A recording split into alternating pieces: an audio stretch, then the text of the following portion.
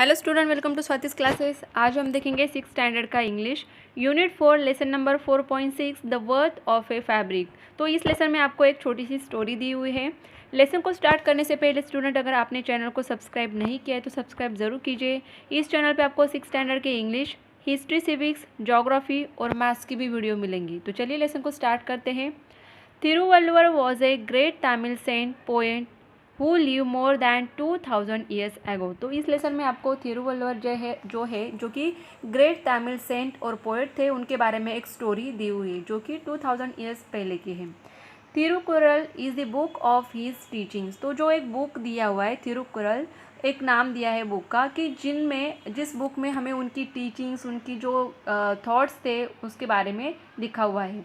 It is a greatly love and respected even today. जिस book को आज भी लोग मानते हैं, रिस्पेक्ट देते हैं।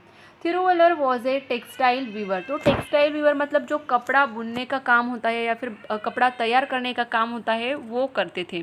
ही वो beautiful fabrics and saris and sold them in the market. तो वो क्या करते थे, फैब्रिक्स, अलग तरीके के ब्यूटीफुल फैब्रिक्स बनाते थे, साड़ीज़ बनाते थे और उनको मार्केट में बेचने का काम करते थे।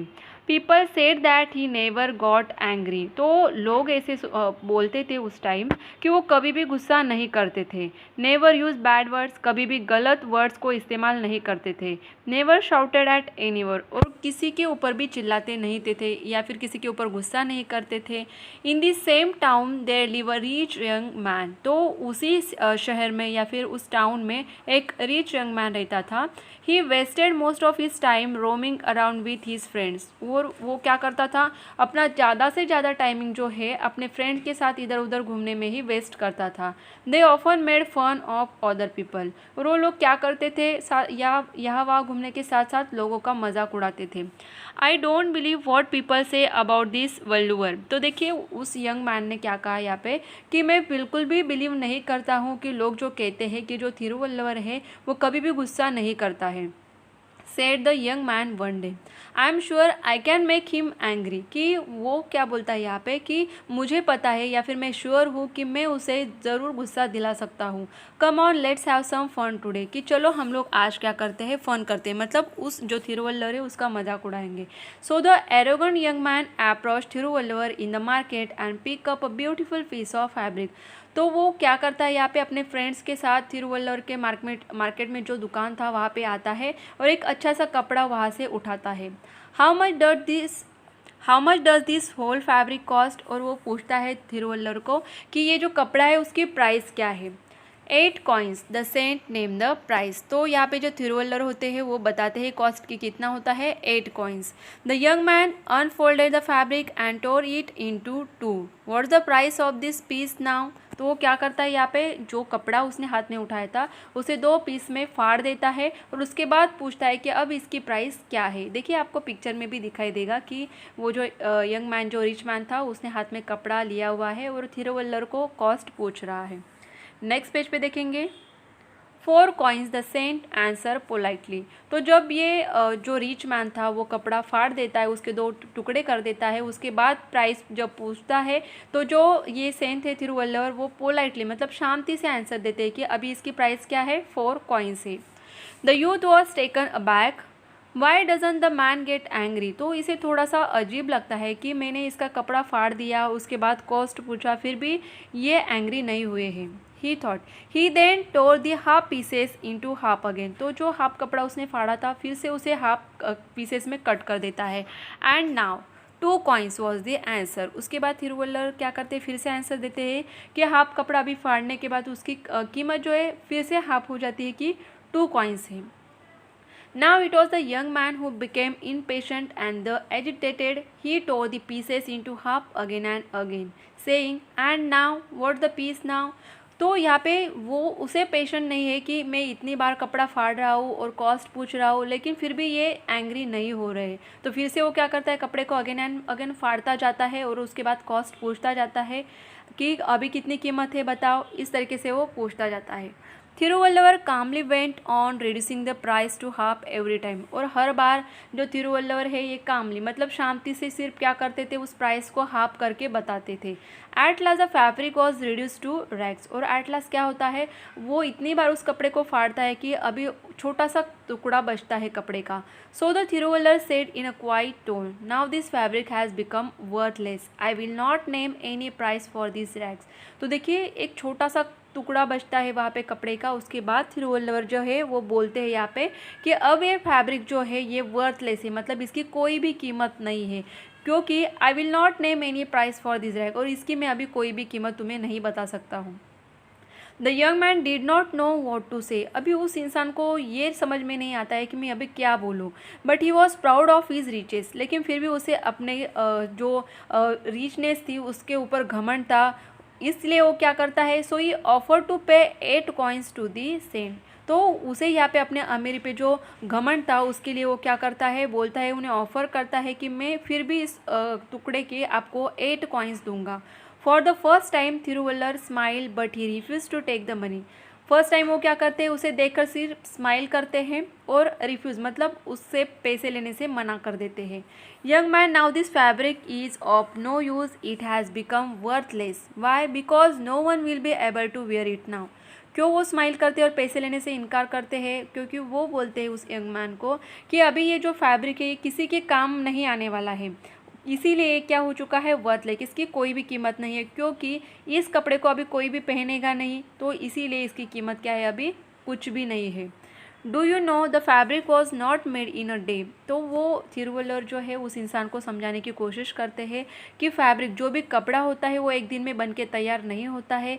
Many people have toil to make it. बहुत सारे लोग क्या करते हैं, मेहनत करते हैं इस कपड़े को बनाने के लिए।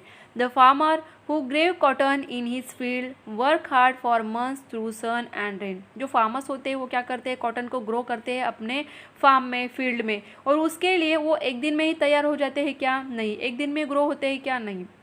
तो कई सारे मंथ्स तक वो लोग क्या करते हैं, चाहे धूप हो या फिर बारिश हो, वो अपना काम करते जाते हैं। He pick cotton from each boll and gave it for spin. तो क्या करते हैं फार्मर्स, जो बॉल मतलब जो पॉड होता है कॉटन का, उसमें से कॉटन निकालने का काम करते हैं। उसके बाद उसे क्या करते हैं, स्पिनिंग किया जाता है। Then someone else carded the cotton and spun it into long uniform threads. उसके बाद बाकी के जो लोग होते हैं वो क्या करते हैं, उसको क्लीन करने का काम करते हैं, उसमें से सीड्स को निकालने का काम करते हैं, और उसके बाद यूनिफॉर्म एक तरीके के थ्रेड्स जो होते हैं, धागे जो होते हैं, बनाने का काम करते हैं। The threads were dyed carefully so that they took on these lovely colours. तो जो थ्रेड्स बन के तैयार होते हैं उनको तो कोई कलर नहीं होता है, उसके बाद उन्हें डाई किया जाता है, मतलब कलर किया जाता है, जिसके कारण जो भी कपड़ा बनेगा वो अच्छे कलर में दिखेगा और लोगों को अच्छा लगेगा।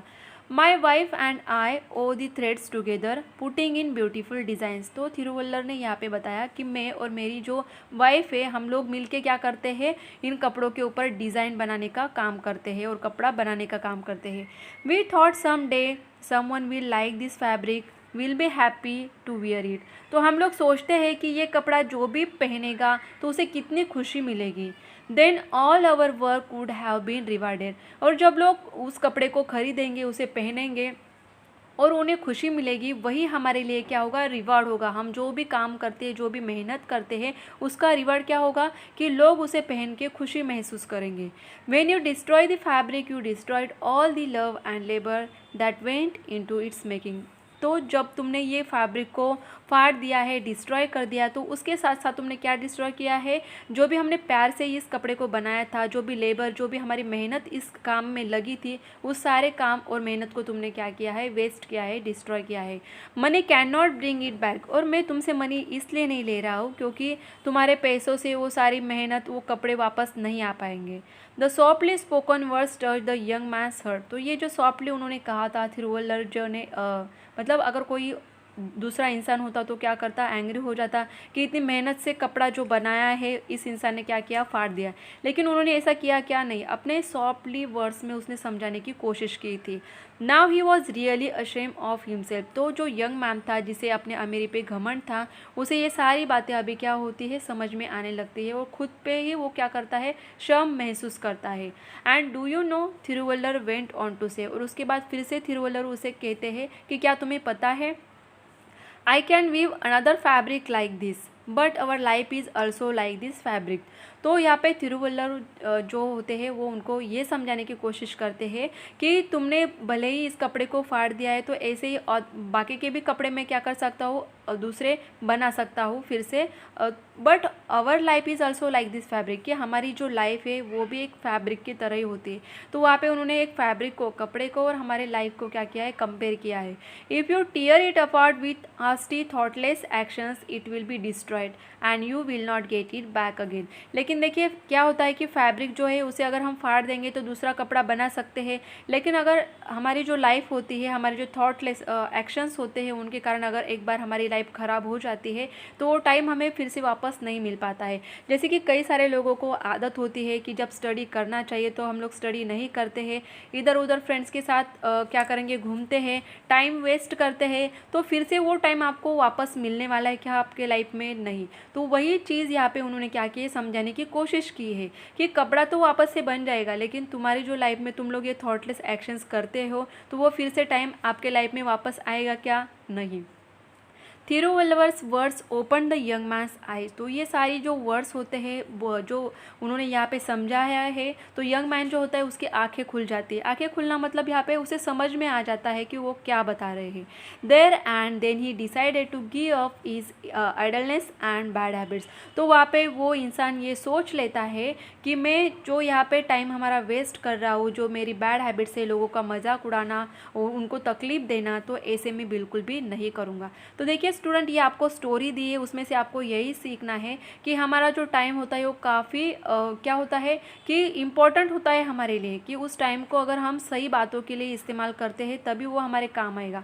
एक बार ये टाइम निकल जाता है तो फिर से वापस नहीं आएगा। तो हमारा जो भी पूरे दिन में जो भी हमें टाइम मिलता है तो उसे अच्छे से यूज़ करना सीखिए। तो आई होप स्टूडेंट आपको ये स्टोरी भी अच्छे से समझ में आई होगी और उसका जो आपको मॉरल दिया हुआ है वो भी अच्छे से समझ में आया होगा। तो अगर आपको वीडियो अच्छी लगे तो वीडियो को लाइक ज़रूर कीजिए और चैनल को अभी तक सब्सक्राइब नहीं किया है तो सब्सक्राइब भी ज़रूर कीजिए।